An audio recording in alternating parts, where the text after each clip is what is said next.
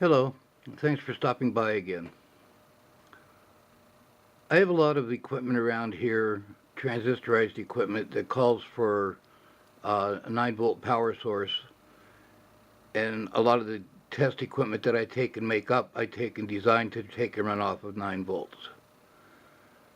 And of course, it would really get expensive to have to keep buying 9-volt batteries for everything. And yes, I know you can take and get rechargeables. I have uh, rechargeable 9-volt size batteries, but if you measure them, they're actually only 8.4 volts. So if you have something that you really want to have the 9 volts on, they're not for you. Plus, the voltage is going to diminish as the battery wears down. So I decided I was going to take and make a 9-volt substitute power source to take the place of the battery, but I wanted it portable and rechargeable.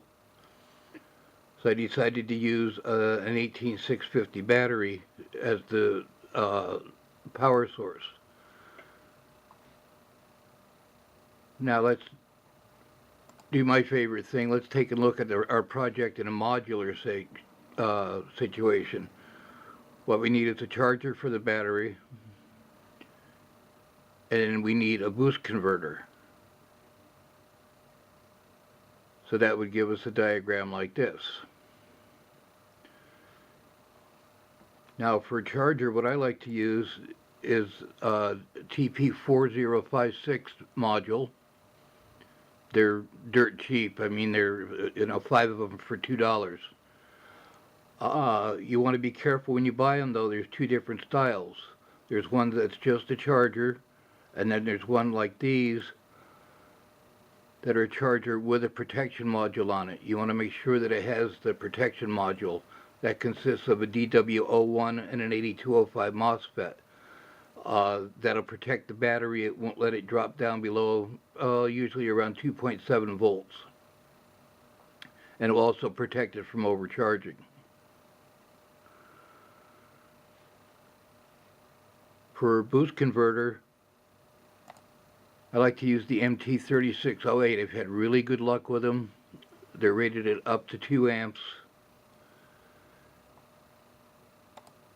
They're fully adjustable, and what's nice, they'll take anywhere from 2 to 24 volts in and put out from 5 to 28 volts. And actually, the ones I have, usually I can take and crank up close to 36 volts.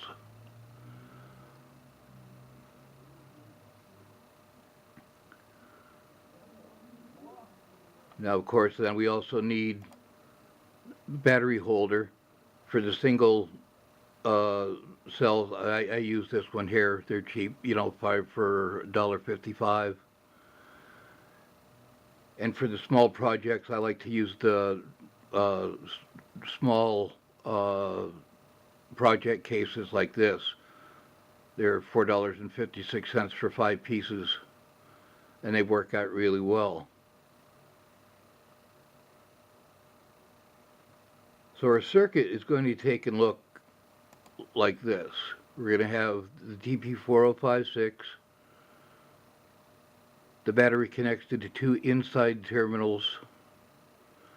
And then you want to take and put a switch between the 2 modules, because otherwise the MT3608 will keep running even when you're not using power. Now for the output, whatever output you want. I have barrel jacks on mine, 5.5 by 2.1. You could also take and put on a 9-volt battery clip wired correctly, and you snap it onto a 9-volt clip in whatever radio or whatever that you're taking and working on.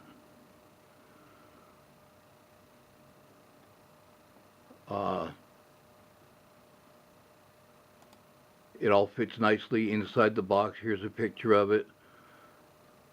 The upper left is a TP4056. I have a little hole cut in the end of the box for the USB to take and plug into. In the top of the box, I have a little hole cut so you can take and see the charging lights. Then also there you have the MT3608, and I hot glue them in. Same thing, I hot glued the battery holder in. The end of the box, I have a rocker slip. I got a whole bunch of those really cheap, so that's what I've been using. And then the wires coming out the end. Get it all assembled. Take and adjust your voltage. I mean, if you have a 12 volt, something you need 12 volts for, or so, and naturally, the higher the voltage you go, the less the battery's going to last.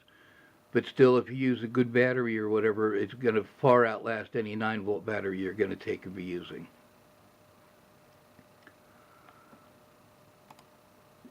It's nice and simple. I take and use it to take and run my little DSO, what is it, 1138 oscilloscope, my signal tracer. Like I said, I have a lot of it. My test equipment, when I take and build it, I usually build it to take and run on 9 volts.